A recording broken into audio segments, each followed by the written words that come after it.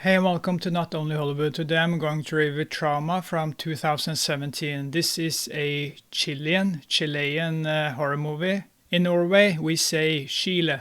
A group of friends is attacked by a father and son while enjoying themselves outside the city. What do these disgusting people want and what is wrong with them? Trauma is a Chilean movie that many have talked about as being similar to a Serbian film. If you have watched that movie, you know what to expect if you watch Trauma. However, I would not say that Trauma is on the same level as a Serbian film. A Serbian film made a bigger impact, and except for two distasteful scenes, it was not an awful movie.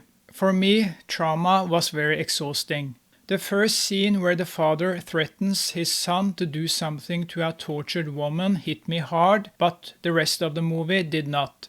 It's about Chilean history when the brutal Pinochet ruled Chile. We see what a crazy father teaches his son, and many years later we follow the son who has become a crazy, disgusting man with a nauseating mustache. By the way, the father looks like Harris from Police Academy. I have watched so many of these revenge movies where women seek revenge on their attackers. At that point, Trauma did not surprise me. I have found out that I'm too old for this nonsense, especially these shock movies that are outdated in my world.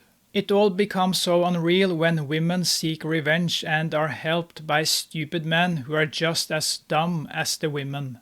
That is when I lost interest, because after the brutal and memorable opening scene, Trauma falls through the ice and drowns. The women in the movie are uninteresting. They are lesbians, they have some friction within the group, and that is it.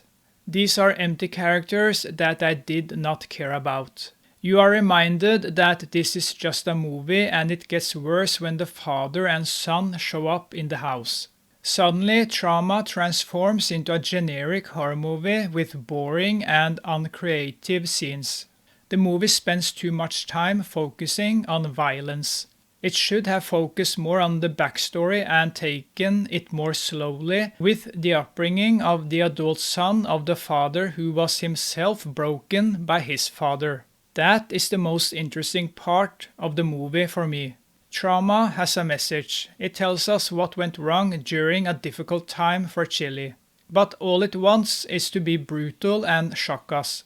Except for the opening scene and another scene that is very similar to a Serbian film, I quickly got tired of following the father and son in the movie as they seemed more like generic movie characters from a horror movie. They should have toned it down when it came to these two characters. They should have made them more human. From 1 to 10, I give Trauma a 3 out of 10. Thank you for watching. I'll see you next time. Sleep well.